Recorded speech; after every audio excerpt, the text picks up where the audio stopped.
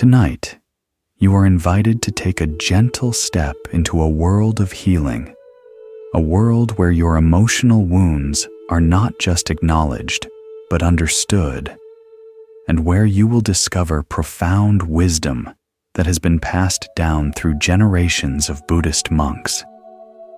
This is not just about finding peace in a fleeting moment. No, this is about the kind of peace that goes deep beyond the surface, to the very core of who you are. Imagine for a moment the feeling of your heart being heavy, weighed down by the actions of others. Perhaps you've been hurt by someone you trusted or betrayed by someone you never expected. That deep ache, the kind that lingers and refuses to be ignored, is not just a passing feeling. It is a wound that requires attention, not suppression. The pain may seem unbearable at times, but it is in these moments that you can find a great secret to healing one that has been known by monks for centuries. So make yourself comfortable now. Find a space where you can rest and be still. Adjust your pillow and let your body sink deeper into relaxation. Take a deep breath with me now, filling your lungs with air. And as you exhale, feel the tension in your body begin to melt away. Allow your thoughts to drift like leaves carried on a gentle stream.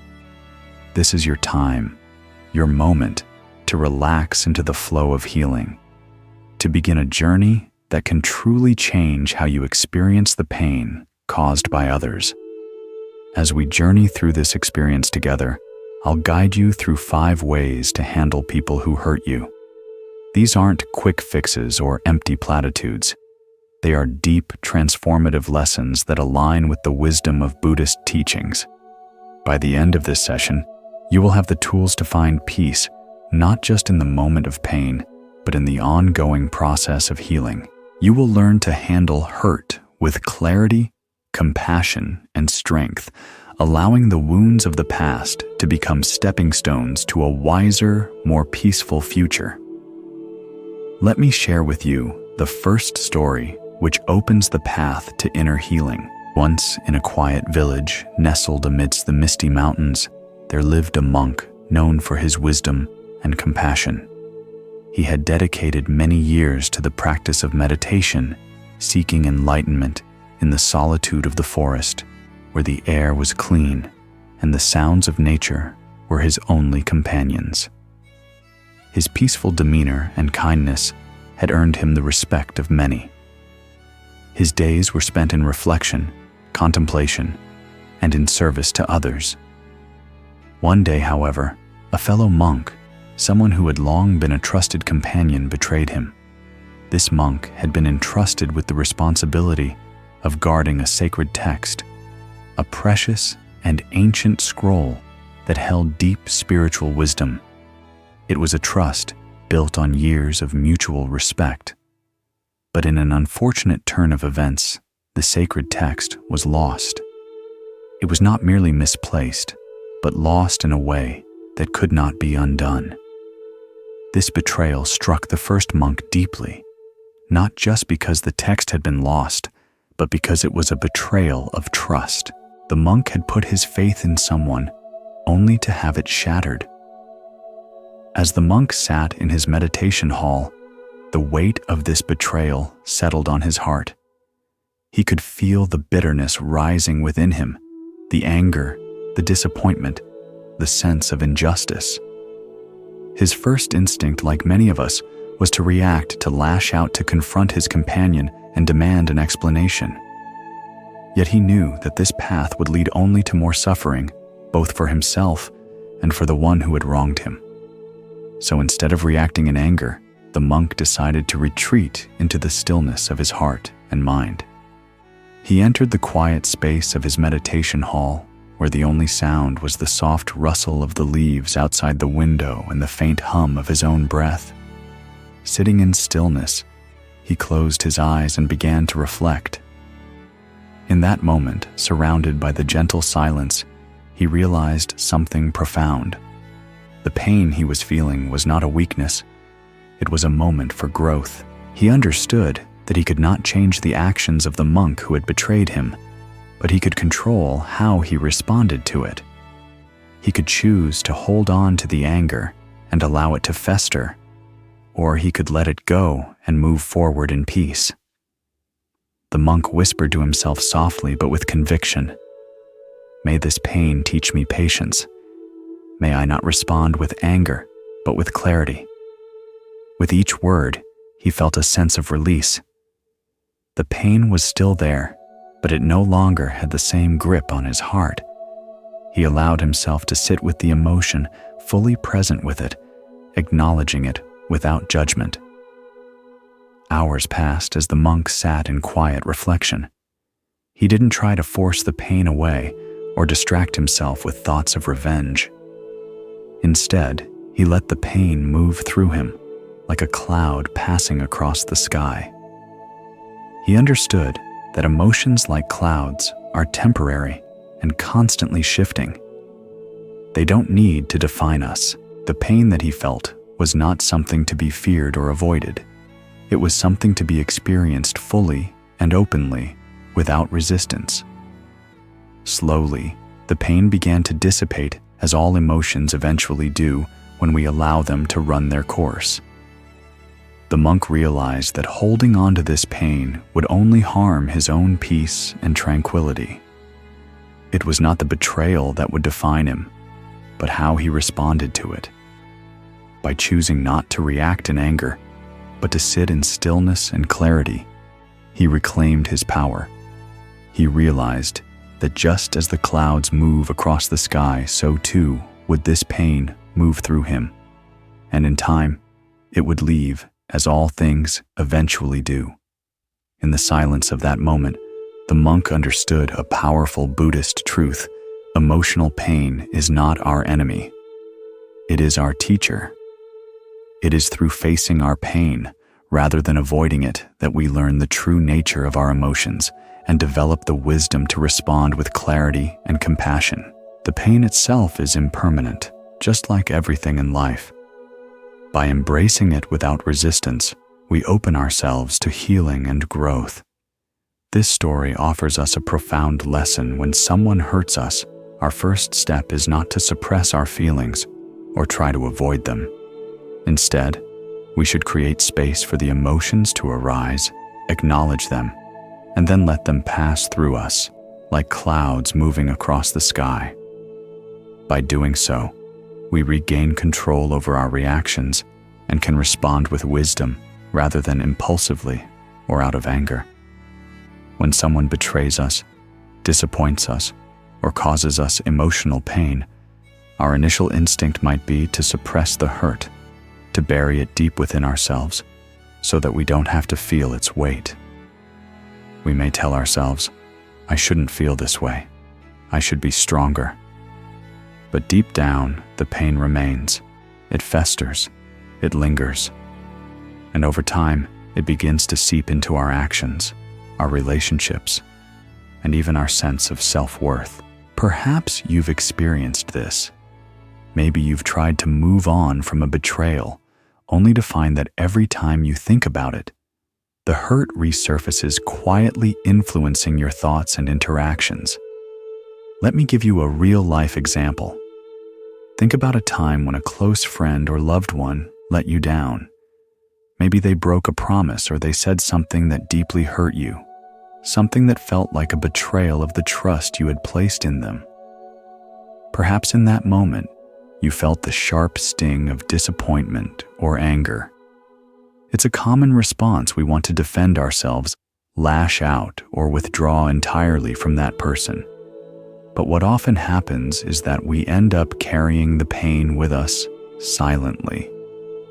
We may suppress it, telling ourselves, "It's not that big of a deal. I'll just let it go." But deep inside, the wound remains. Imagine a moment where instead of suppressing the pain, you decided to sit with it. You didn't push it down, nor did you act out of anger. You simply acknowledged the hurt you felt. You didn't judge it, and you didn't try to change it. You allowed the emotions to rise, and then you let them flow through you, like a gentle breeze that passes through the trees. This process doesn't mean you're weak or passive. It's actually an incredibly powerful act of self-awareness and control. When we create space for our emotions, we give ourselves the chance to truly heal. It's like standing by a river and watching the water flow past. The emotions are like that river, constantly moving, changing, never stagnant. If we resist them, if we try to stop the flow, we create tension, and the pain builds up. But when we allow the emotions to pass through us, we release that tension, and we return to a state of peace. Now take a deep breath with me. Close your eyes and think of a time when someone hurt you. Perhaps a betrayal, an unkind word, or a moment of disappointment. How did you respond in that moment? Did you feel the urge to immediately react, to lash out, or to suppress the emotion? Or did you give yourself the space to feel it, acknowledge it, and let it pass through you? It can be difficult to sit with those emotions. We often feel as though we should act immediately, or that the pain must be fixed. But there is wisdom in waiting. There is power in giving yourself the space to feel without judgment. It's like sitting by a quiet lake, allowing the ripples to settle before you dive in. If you can hold that space, if you can acknowledge your pain without allowing it to control you, you begin the process of healing. As you reflect on that moment, notice how your body feels. Are there areas of tension where you've been holding on to the emotion? Perhaps in your chest or shoulders, there is a tightness or a weight that you've been carrying. With each deep breath, allow yourself to release that tension. As you exhale, let go of the resentment, the anger, the disappointment. With each breath, feel the release. By acknowledging the pain without judgment, you begin the process of healing. You allow yourself to be human, to experience the full range of emotions without fear. And in that acceptance, you find strength. The pain doesn't control you. It becomes a part of your growth. It becomes the teacher, not the tormentor. Through this process, you discover the wisdom and strength that lies within you. This lesson is not just about surviving pain. It's about transforming it. When we let the pain pass through us, when we acknowledge it and allow it to move, we are giving ourselves the freedom to choose how we respond. Instead of reacting from a place of hurt, we respond from a place of clarity and strength. So let us carry this lesson with us as we move into the next teaching. Let us remember that emotional pain is not something to be feared or avoided. It is a part of our journey. When we create space for it, acknowledge it, and let it pass, we discover a deeper sense of peace, a deeper connection to ourselves, and a deeper understanding of the impermanence of all things. With this practice, we are not just healing, we are becoming wiser. We are learning to navigate life's challenges with grace, compassion, and a deep respect for ourselves. And in this respect, we find the true strength of the heart. Now let us turn to another story that beautifully illustrates the power of responding with compassion in the face of anger.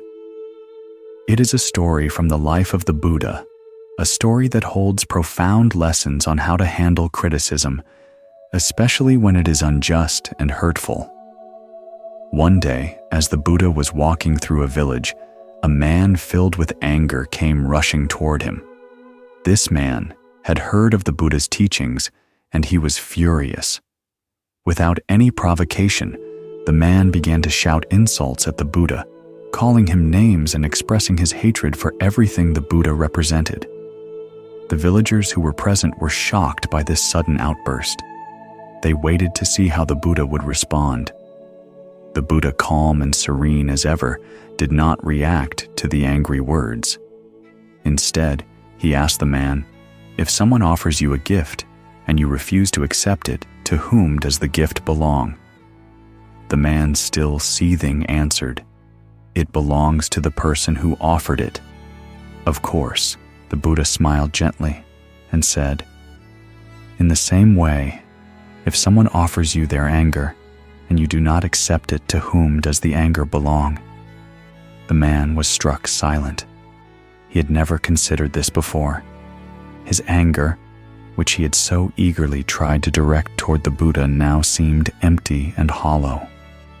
The Buddha's words were like a gentle rain washing away the dust of his hostility.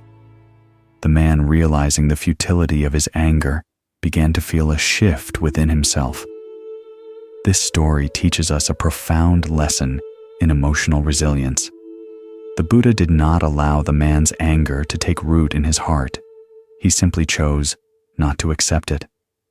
In doing so, the Buddha showed us that we have the power to decide whether we accept someone else's anger or negativity. Just as we choose to accept or reject a gift, we can choose to accept or reject the emotions that others try to direct toward us. Imagine this for a moment. You're sitting in a meeting at work when a colleague suddenly raises their voice, blaming you for something you weren't responsible for. Your heart might start to race. Your mind quickly begins to swirl with thoughts of defense explanations or even feelings of unfairness. You feel the sting of the words, and it's tempting to immediately respond with your own anger or hurt. You may feel your emotions rise, pushing you to react, to explain yourself, or to retaliate. The situation feels as if it's out of your control. But the Buddha's response to the angry villager offers a gentle yet powerful alternative. We can choose not to accept the anger. We can create space between the stimulus, the other person's anger, and our reaction. The Buddha didn't let the man's anger become his own. He simply didn't accept it.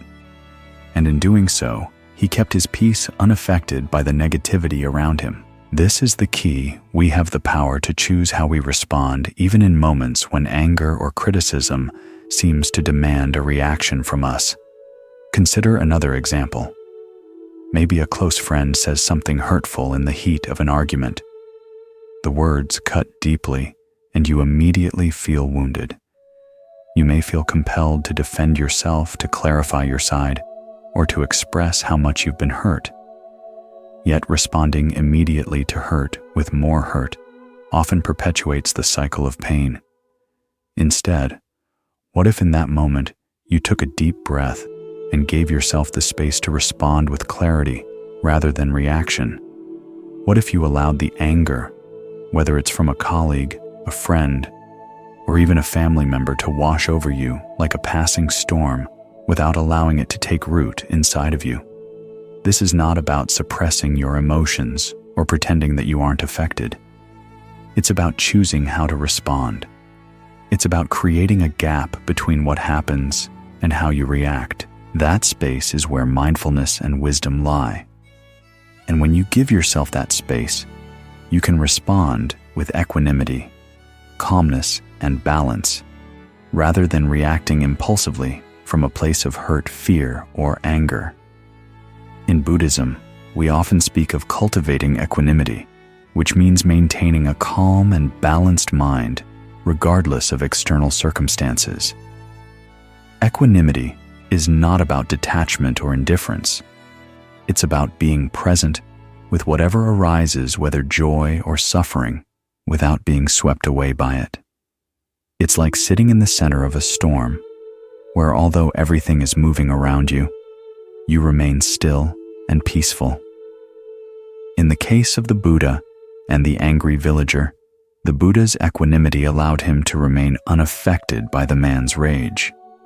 He did not internalize the anger, nor did he let it disturb his inner peace. His stillness became a space of clarity and wisdom. Now let's explore how we can apply this in our daily lives. The next time someone directs anger or negativity toward you, try to create that space between the stimulus, the other person's anger, and your response. Pause. Take a deep breath, and in that moment ask yourself, Do I want to accept this anger into my heart? When you pause before responding, you may notice something remarkable. You gain a sense of control. By allowing the anger to pass by without accepting it into your being, you can continue on with your day undisturbed. You can choose peace instead of allowing another person's emotional turmoil to disturb your inner calm. This practice of creating space requires mindfulness, being fully aware of your emotional state in the moment. It also requires compassion, both for yourself and for the person who is angry. Often, the anger directed at us has very little to do with us. It is a reflection of the other person's internal state, their own struggles, frustrations, or unresolved emotions. By not accepting their anger, we not only protect our own peace, but we also offer them the space to work through their emotions without judgment. Let's take a moment now to reflect on how we can bring this teaching into our lives. Think back to a time when someone expressed anger or criticism toward you. Perhaps it was a colleague at work, a family member, or even a stranger. How did you respond in that moment? Did you immediately feel the urge to defend yourself, to argue, or to push back?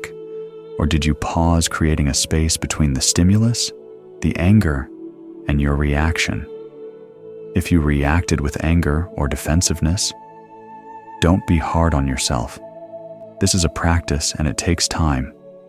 Each time you choose to pause, breathe, and create space, you strengthen your ability to respond with clarity, compassion, and wisdom. It's a journey of becoming more mindful and aware of how you let external circumstances affect your internal state. Remember, this practice is not about suppressing your emotions or pretending you aren't affected. It's about choosing how to respond. When you pause and take that deep breath, you allow yourself the freedom to respond in a way that aligns with your values and your true nature.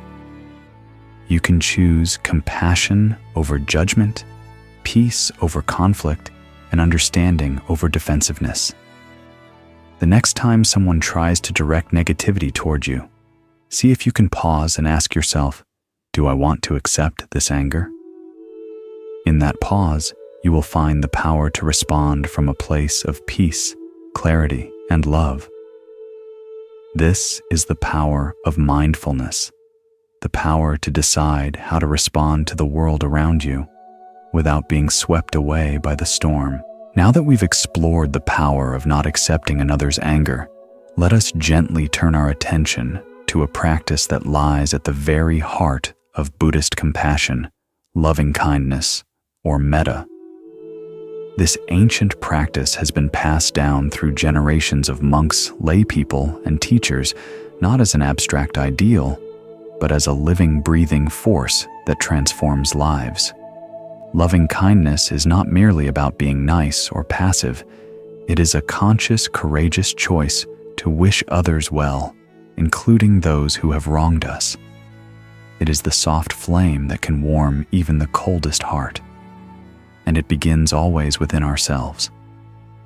Let me share with you a simple yet profound story. Once a young monk in a forest monastery struggled deeply with resentment. There was another monk who often mocked him during group practices, belittled him in front of others, and made him feel unwelcome. Each evening, the young monk would return to his hut with a tightness in his chest and a storm in his mind. He knew the teachings of the Buddha well. He recited them daily. But when it came to this one person, he found himself caught in a cycle of bitterness. One evening, the head teacher of the monastery noticed the young monk sitting alone, visibly agitated. The teacher gently approached him and said, "My child, when a poisonous snake bites you in the forest, would you chase after it to punish it? Or would you tend to the wound?" The monk looked down, a little ashamed. "Of course I would treat the wound," he replied. The teacher smiled. "Then why are you chasing after this man's venomous words day after day, instead of healing your own heart?" The young monk was silent. The teacher continued, "There is a practice, an ancient one. It's called metta. Every evening before bed, send thoughts of loving kindness first to yourself, then to someone you love, then to someone neutral, and yes, even to the one who causes you pain, not because they deserve it, but because you deserve peace." That night, for the first time, the young monk sat in meditation and repeated silently, "May I be happy. May I be well. May I be safe. May I be at peace." Then he imagined a dear friend and repeated the same phrases for them. Next, a stranger from the nearby village. And then he brought to mind the face of the monk who had mocked him. His heart resisted at first. The words felt hollow, but he said them anyway. "May you be happy. May you be well. May you be safe. May you be at peace." Something softened. Night after night, he continued this practice. Over time, the tightness in his chest eased. He began to feel lighter. The harsh words of the other monk no longer stuck to him. And one morning, unexpectedly, the very monk who had once mocked him offered him a cup of tea with a quiet bow. No words were spoken, but something had shifted. This story is a living testament to the quiet, transformative power of loving kindness. You see, loving kindness metta is not about condoning the harm that has been done to us. It's not a form of surrender or naive positivity.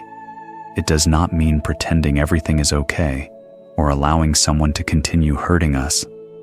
Rather, it is an intentional act of liberation, choosing to untie ourselves from the knots of anger and bitterness so that we can breathe again, so that we can sleep again, so that we can live again, not with a heavy heart, but with an open one.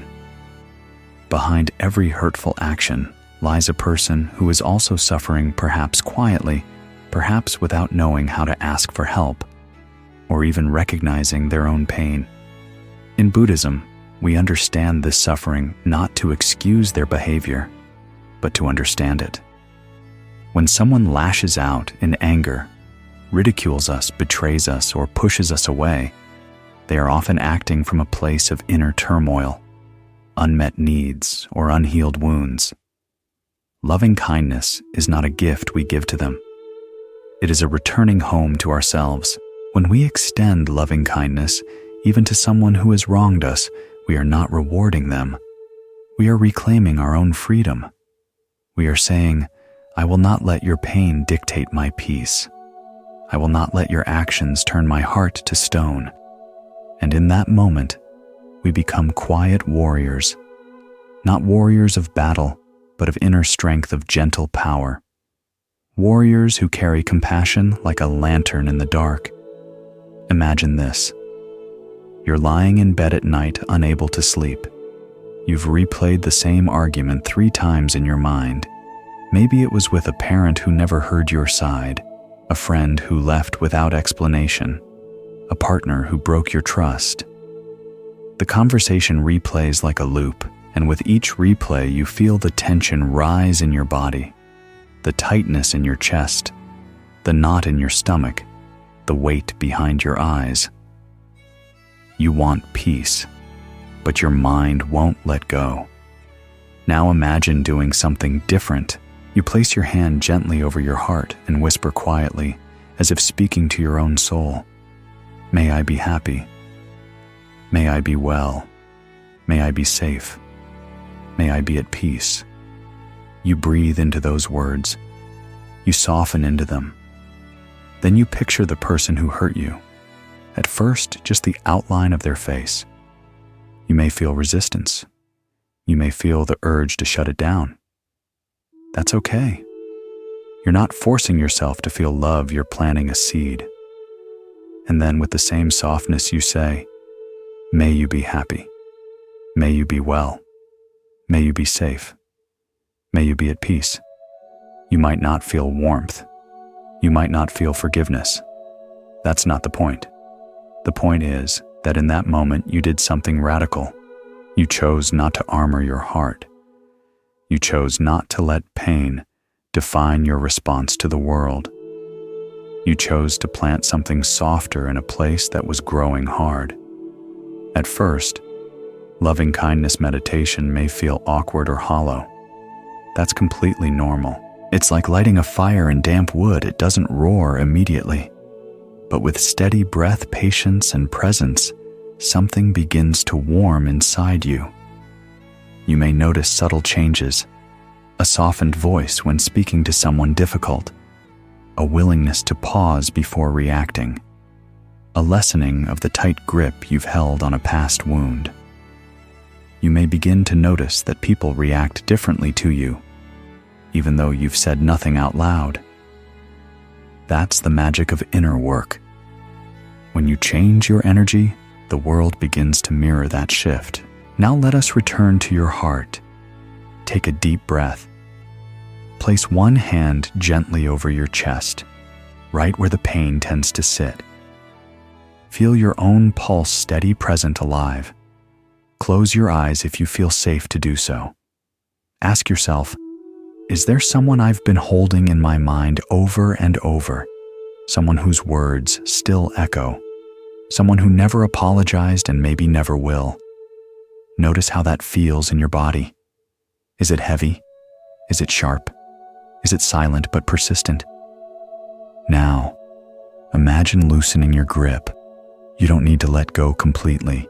Just loosen, as if you were holding a fistful of sand and slowly, gently letting some of it fall. Say to yourself, I release what no longer serves me. I make space for peace. I am not my pain. I am the witness to it and the healer of it. You are not doing this for them. You are doing it for you. For the peace you deserve, the rest. Your heart needs the freedom your spirit has been calling for. Carry this practice with you as we move forward. Let your heart grow softer, not harder. Let your strength come from compassion, not control. And in this gentle surrender, may you find a strength that is unshakable, rooted not in armor, but in love. Because the bravest thing you can ever do is to keep your heart open in a world that has tried to close it. Let us now explore the deep emotional burden that comes with holding on to resentment. This story brings to light a subtle but important aspect of how we carry emotional weight sometimes without even realizing it, and how through the practice of Buddhism we can release it. There was once an old woman who lived in a small village. She had a beautiful garden filled with vibrant flowers and fruit-bearing trees, but over the years, the garden became wild and untended. The old woman was known for her sharp tongue, and she had a long-standing grudge with her neighbor. Years ago, this neighbor had stolen a small amount of money from her, an offense she never forgave. Every time the neighbor came to mind, the old woman's heart would tighten. She would look at her garden, and the flowers no longer seemed as bright. She would glance at the neighbor's home, and bitterness would stir inside her, causing her breath to quicken. The grudge, though buried beneath years of silence, had taken root deep inside her. It shaped her thoughts, her actions, and even her sense of peace. The woman felt as if she carried a heavy, invisible burden on her back. One day, the village's wise elder came to visit her. He noticed the shadow in her eyes and the weariness in her walk. After a brief conversation, he gently asked her about the state of her garden. It once thrived beautifully, he said, but now it seems overrun. The old woman sighed deeply. It is like my heart, she said. I cannot forgive the neighbor for what she did. The pain of it weighs me down, and I cannot let go. The wise elder smiled kindly.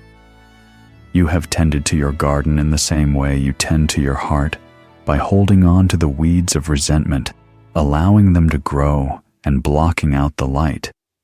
But just as weeds choke the life out of plants, so too does resentment choke the life out of your soul. The elder continued, if you wish to feel light again, You must release the weeds from both your garden and your heart. The old woman, though hesitant, agreed to try. Each day she walked into her garden with the intention of pulling out just one weed. Slowly she began to tend to the soil, pulling out not only the weeds, but also the heaviness that had long filled her heart. It was hard at first. The pain, the resentment was deeply ingrained. But as she tended her garden, she began to notice something. Her heart felt lighter. The tightness in her chest began to loosen, and with each weed she pulled, the space for peace grew. Over time, the neighbor came to visit her, as she often did, and for the first time in many years, the old woman greeted her without bitterness. The grudges that had once filled her heart began to fade, and in their place, a quiet sense of relief and openness emerged. She had let go of the weight she had carried for so long, and with it the beauty of the garden, and her spirit began to flourish again.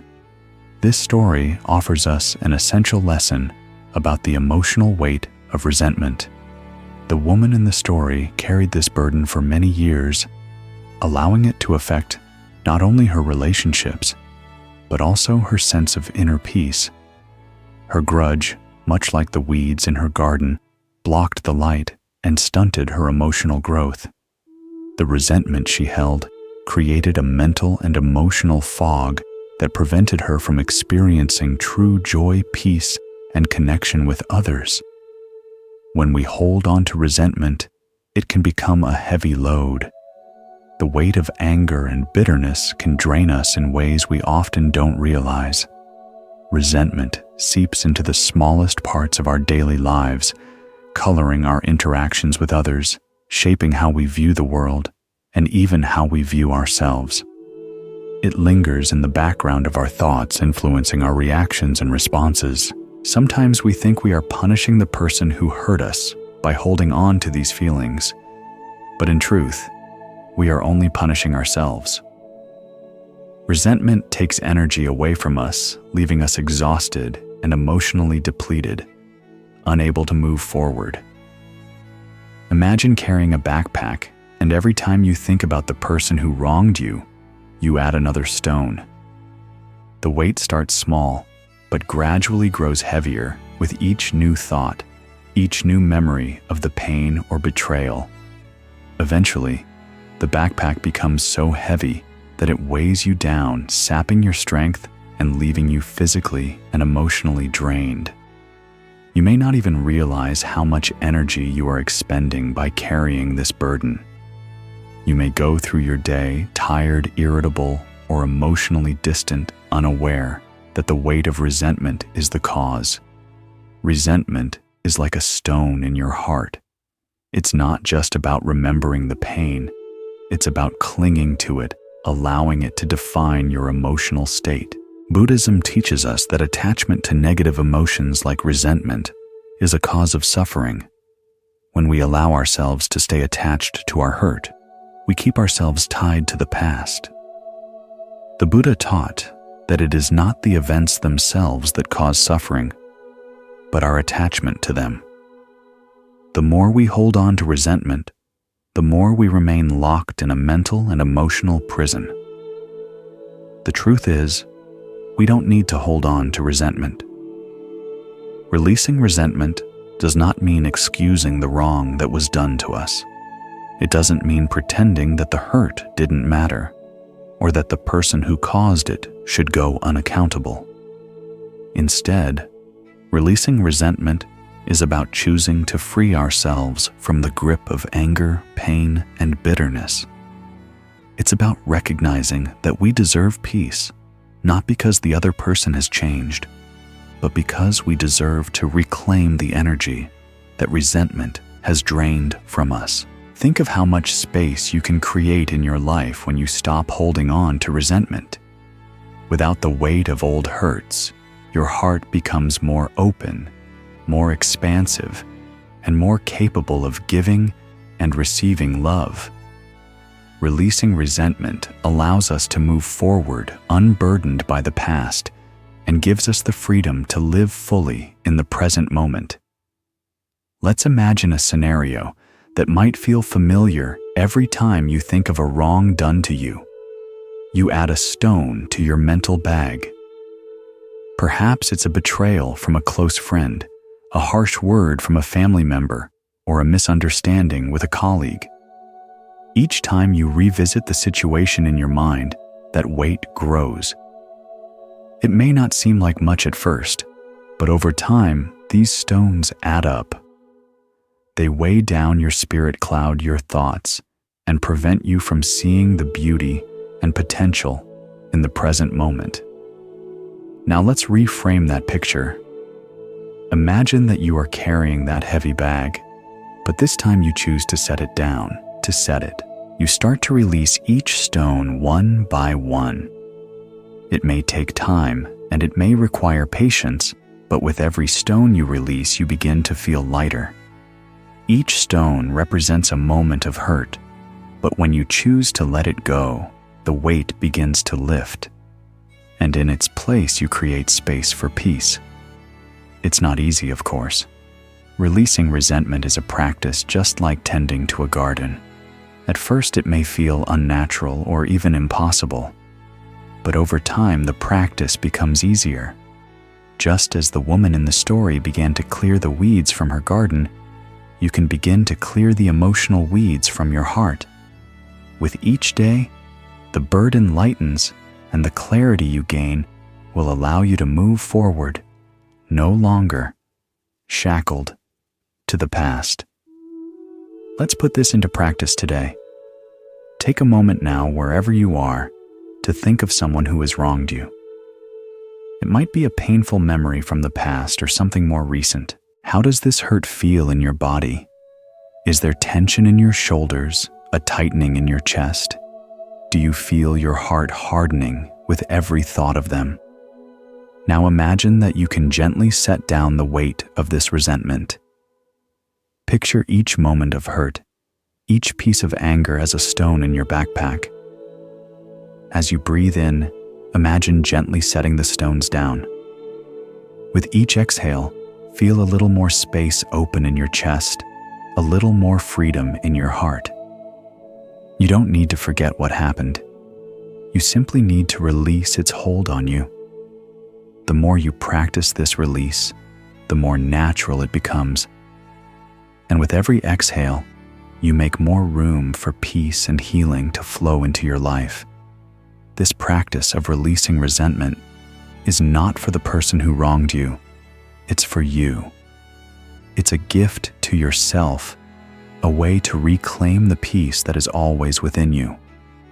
When you let go of resentment, you are no longer giving away your power to the person who hurt you. You are taking back your freedom, your joy, and your inner peace. Now take another deep breath and gently place your hand on your heart. What are you holding on to today? Is there someone, some situation, or some memory that continues to occupy space in your heart? Notice how it feels in your body. Notice the sensations, whether it's tightness, heaviness, or something else. Now picture yourself slowly releasing the weight of that resentment. Imagine it dissolving piece by piece with each breath you take.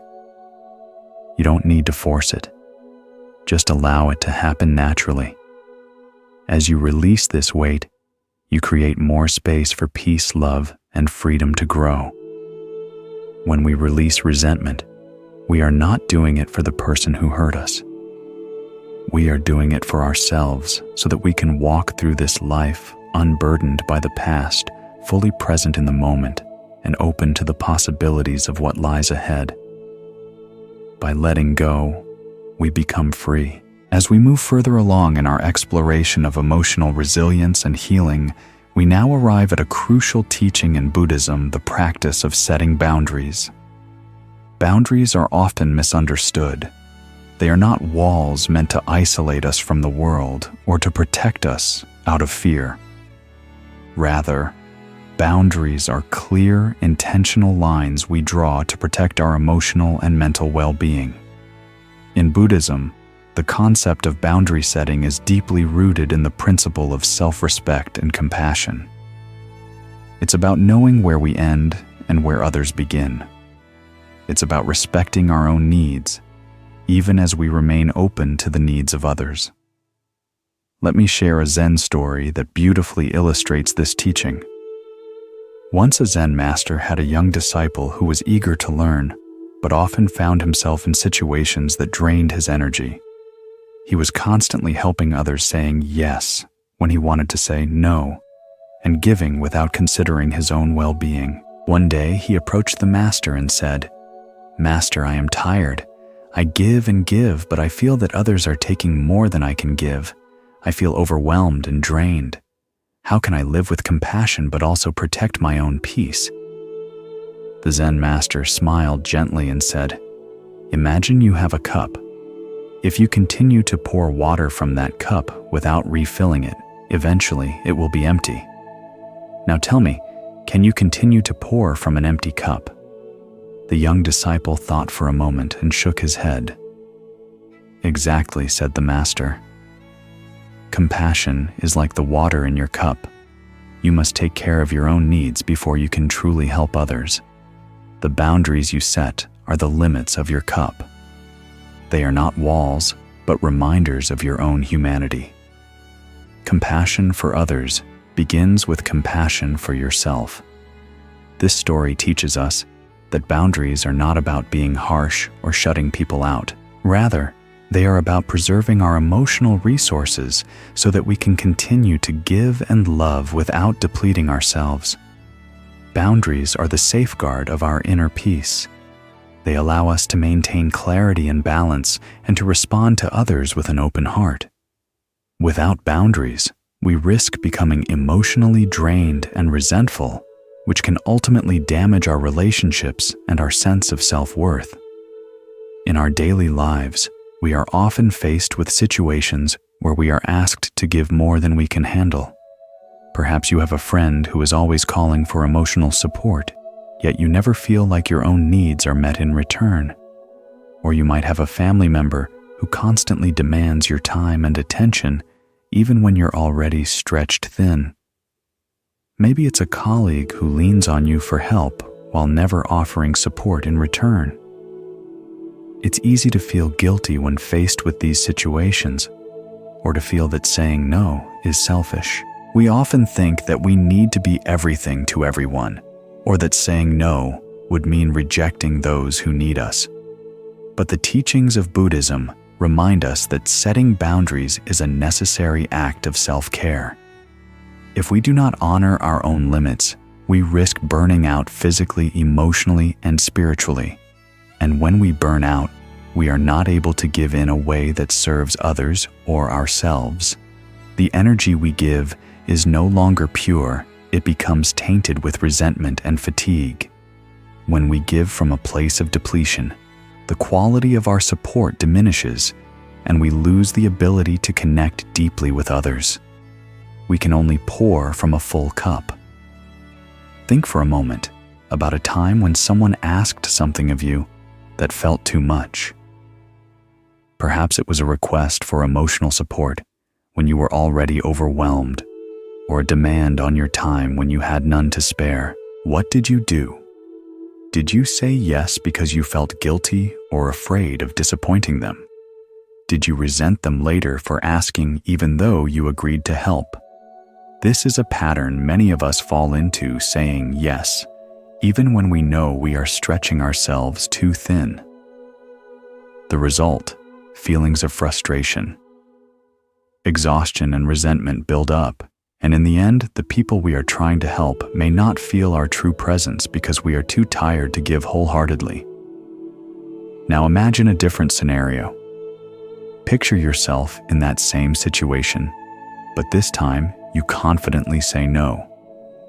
Instead of feeling guilty, you feel relief. You've honored your own needs, and that decision doesn't make you selfish, it makes you wise. By setting clear boundaries, you are saying to yourself, I honor my peace. I value my time. I value my emotional well-being. I will not let others take more than I can give. One of the most common misconceptions about boundaries is that they are walls Walls are built from fear to shut others out and protect ourselves from pain. But boundaries are not walls. They are choices made with clarity, self-respect, and compassion. Boundaries are not about cutting people off. They are about defining where we end and others begin, and making sure that we do not sacrifice our own well-being in the process of loving and caring for others.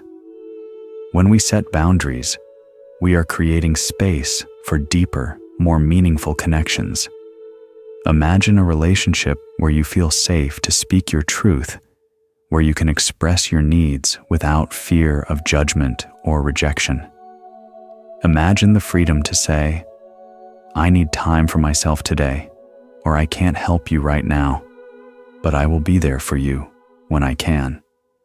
When we set these boundaries with compassion and confidence, we protect our peace, and in turn, our relationships can become healthier and more balanced. True love and compassion are not about being constantly available to others. They are about being present in a way that is sustainable for both ourselves and for the other person.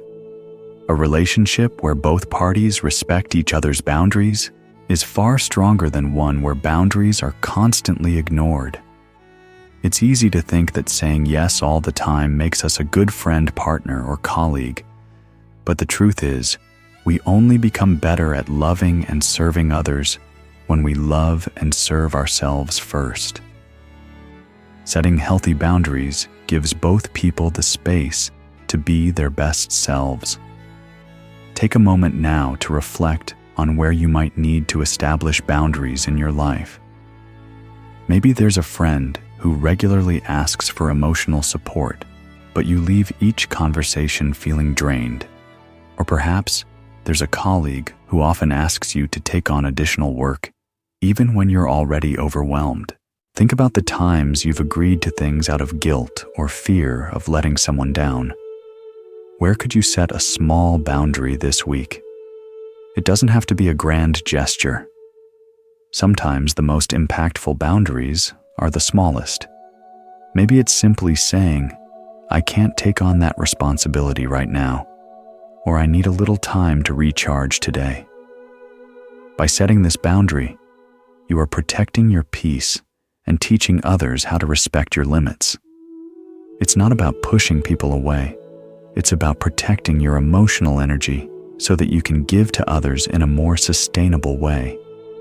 Let's take a deeper breath now and consider where these boundaries might lie in your relationships. Picture a situation where you might typically feel overwhelmed, and then imagine yourself drawing a gentle line in the sand. You don't have to yell or push others away. You simply state, "This is where I end, and you begin. This is where I protect my space."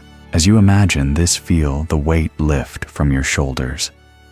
By saying no, you are creating space for more peace in your life. Take a deep breath and sit with this practice of setting boundaries. How does it feel to say no to something that doesn't serve you? Do you feel a sense of empowerment, or do you feel guilty? Notice these feelings and remember that saying no is not about rejecting others.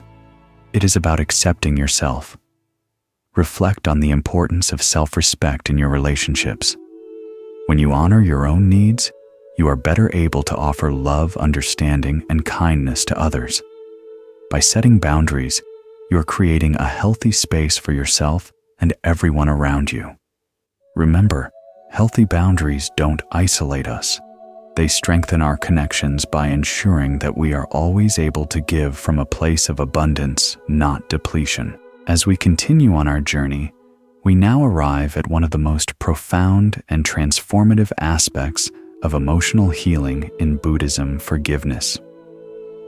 It's a topic that touches the hearts of many, yet it remains one of the most challenging practices to embrace. Forgiveness, especially when we feel deeply hurt or betrayed, can seem like an insurmountable task. However, the Buddha's teachings offer us a way to understand forgiveness not as something we do for others, but as something we do for ourselves. Let me share with you a story that beautifully captures the essence of forgiveness. Once there was a Buddhist monk named Angulimala, a notorious figure in the land. He had caused immense suffering, committing numerous atrocities. His name, which literally meant finger garland, was given to him because of the gruesome necklace he wore, made of the fingers of his victims. He was feared and hated by everyone in the region, and his very presence struck terror in the hearts of those who heard of him. One day, as Angulimala was walking along the path, he encountered the Buddha. The Buddha, with his serene and peaceful presence, did not turn away or show fear, but instead greeted him with a calm smile. Angulimala, startled by the Buddha's unwavering compassion, asked, "Why do you not run away from me? Don't you know who I am? Don't you know I have killed many people?" The Buddha, with great compassion, replied, "I know who you are, but I also know that every person has the potential for transformation. You do not have to be defined by your past actions." This simple exchange was enough to begin the process of Angulimala's profound transformation. The Buddha did not punish or condemn him. He did not hold his past actions against him. Instead, the Buddha saw beyond the deeds to the person beneath, someone capable of change, someone capable of healing. Forgiveness does not condone the hurtful actions, but it releases the hold that past actions have over us. Angulimala, moved by the Buddha's compassion, repented deeply for his past, seeking a new path.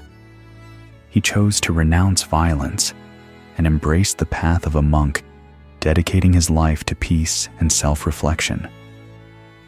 His transformation was not an easy one, but it was a testament to the power of forgiveness, not just from the Buddha, but also the forgiveness he learned to give himself. Forgiveness is often misunderstood, especially in a world that tends to equate justice with retribution. We are often taught that when someone wrongs us, the only way to make things right is through punishment, revenge, or by making the other person pay in some way for their actions. But the Buddha's teachings offer us a different perspective. Forgiveness in Buddhism is not about excusing bad behavior or erasing the pain we've experienced. It's not about forgetting what happened.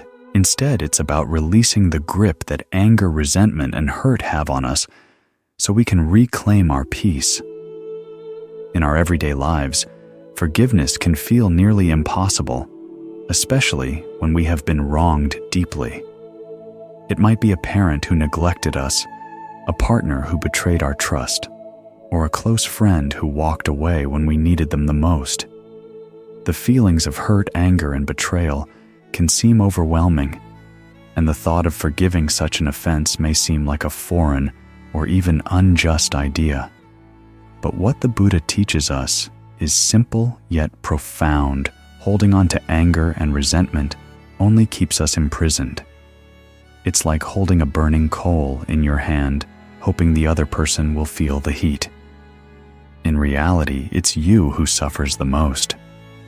The other person may have already moved on while you remain stuck, constantly reliving the pain, turning it over in your mind, like a wound that won't heal. Let me offer a real-world example. Have you ever been in a situation where someone wronged you and you carried that pain with you for days, weeks, or even years? Maybe it was a betrayal by a close friend or a harsh word from a family member. Each time you thought about it, the hurt resurfaced, raw, fresh, and almost as if it happened yesterday. Perhaps it even affected your relationships with others, or caused you to shut down emotionally. What happens when we don't forgive is that the weight of resentment grows heavier with time. When we hold on to past wrongs, we allow the past to continue shaping our present.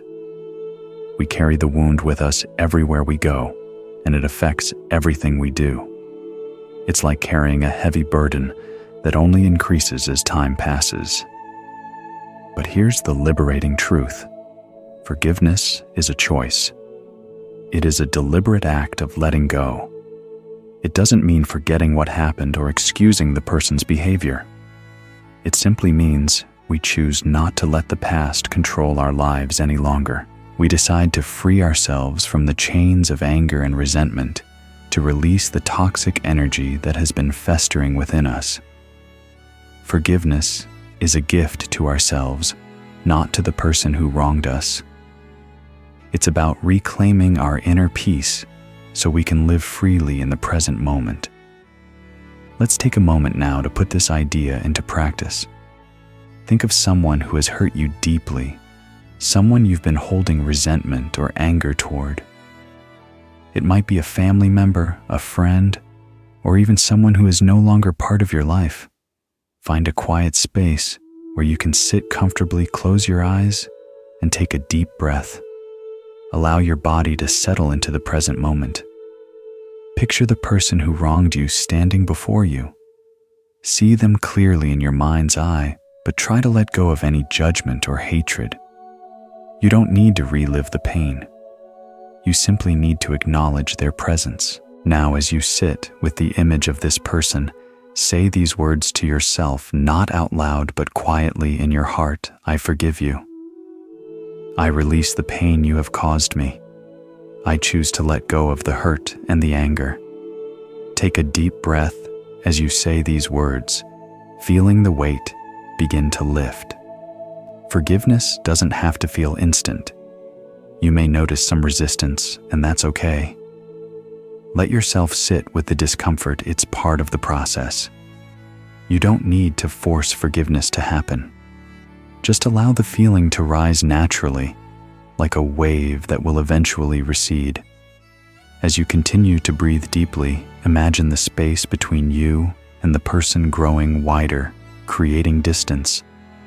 With every exhale, imagine the resentment and anger flowing out of your body like water running through your hands. Let those negative feelings slip away as you release the burden of carrying them. When you're ready, slowly open your eyes and notice how you feel. Perhaps you still feel some hurt, but you've begun to loosen its grip. By making the conscious choice to forgive, you've taken a step toward freedom. Forgiveness is not a one-time event. It is a process. It may require revisiting the wound many times before you feel complete release. Sometimes old wounds may resurface unexpectedly, and forgiveness may need to be practiced again. But each time we choose to forgive, we free ourselves a little more. Think of it like peeling away layers of an onion. Each layer represents the pain, the hurt, and the resentment that you've been carrying. With every layer that falls away, you create more space for peace, love, and understanding in your heart. The more we forgive, the more space we create for healing. Remember, forgiveness is not for the person who hurt you. It is for you. It is about reclaiming your inner peace, healing the wounds that have been festering within, and no longer allowing someone else's actions to control your emotional state. When you choose forgiveness, you are choosing peace over pain, freedom over imprisonment. Take a moment now to reflect on who you might need to forgive. Is there someone you've been holding on to resentment toward? Maybe you're still carrying anger from a past argument, a betrayal, or a misunderstanding. What would it feel like to release the grip of that anger? What would it feel like to stop letting the past control your present? As you sit with these questions, remember that forgiveness is a powerful act of liberation. The Buddha's teachings remind us that forgiveness is the greatest gift we can give ourselves. It frees us from the chains of the past and allows us to live fully in the present. Forgiving is not easy, but it is essential, and in doing so, you will not only heal yourself, but also open the door for deeper peace and love to flow through your life. As we come to the final part of this journey together, I invite you to reflect on the teachings and practices we have explored. In our time together, we've learned about the power of acknowledging pain, the freedom that comes with not accepting the anger of others, the the transformative force of loving kindness, the lightness that forgiveness brings, and the clarity and peace that come from setting healthy boundaries. All of these practices are interconnected, each one reinforcing the other. Together, they create a path toward true emotional freedom and inner peace. When we face the difficulties of life, whether it's betrayal, criticism, or the weight of past pain, it can feel like an endless battle. But Buddhism teaches us that true strength is not found in fighting against the pain. Instead, it lies in how we respond to it. Through mindfulness, compassion, and self-awareness, we can transform even the most difficult experiences into opportunities for growth and peace. One of the core teachings of Buddhism is the concept of impermanence, the understanding that everything in life is constantly changing. This includes our emotions, our reactions, and even the situations that cause us pain. The anger, resentment, or hurt we may feel today will not last forever. Just like the clouds in the sky, emotions move through us. They may appear suddenly, but they will also pass with time. What we can control, however, is how we choose to respond when those clouds appear. We have the power to let go of anger, to release resentment, and to create space for peace. We don't need to let difficult emotions define us. Instead, we can use these emotions as opportunities for mindfulness and growth. Take a moment now and reflect on the emotional clouds that have passed through your life. Some may have been dark and heavy, while others were lighter and easier to let go of. No matter the nature of those clouds, remember this: they are impermanent. Even if they feel overwhelming in the moment, they will eventually pass. And when they do, we are left with the clarity of a calm and peaceful sky. The Buddha's teachings show us that our true nature is one of peace and compassion. Beneath the layers of anger, resentment, and hurt, we are beings of love and wisdom. It is easy to forget this when we are caught up in the storms of life, but through practices like mindfulness, loving kindness, and forgiveness, we can peel back those layers and return to our natural state of peace. When we embrace our true nature, we become more aligned with the world around us. We can give freely, love deeply, and respond with clarity and compassion to those who may hurt us. And when we forgive, we open the door to our own healing and transformation. Forgiveness is not just about letting go of anger toward others. It is about forgiving ourselves for the times we have held onto pain, for the ways we have let past hurts shape our present. By forgiving ourselves, we free our hearts and minds to live fully in the now. Now, as we bring this journey to a close, I want to leave you with one final thought: the power of being present. In each of the practices we've explored, whether it's acknowledging pain, setting boundaries, practicing loving kindness, or embracing forgiveness, what we are ultimately doing is returning to the present moment. So much of our suffering comes from living in the past, from clinging to old hurts, or reliving old wounds. But when we are present, we can see things clearly. We can respond to life with wisdom, instead of reacting from a place of anger or fear. Buddhist practice is about cultivating a deep awareness of the present moment. By grounding ourselves in the now, we are free from the past and open to the infinite possibilities of the present. In this space, we find our peace, our clarity, and our strength. So as you move forward in your life, I encourage you to carry these practices with you. Breathe deeply, be present, and let go of what no longer serves you.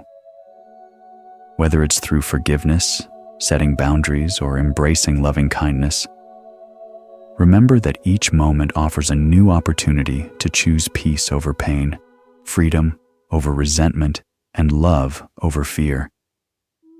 Take a moment now to sit quietly and reflect on all that you have learned in this journey. What is one practice you can carry forward today? Whether it's setting a boundary, offering forgiveness, or simply choosing to respond with kindness. Take one small step toward peace. Remember that peace is not a destination. It is a practice, a way of being in the world. And each time you choose peace, you move closer to your true nature, to the calm and wisdom that lies within. In the words of the Buddha, you yourself, as much as anybody in the entire universe, deserve your love and affection. Know that by choosing peace, by choosing to forgive and love yourself, you are stepping into a life that is full of light joy and limitless potential. Sweet dreams.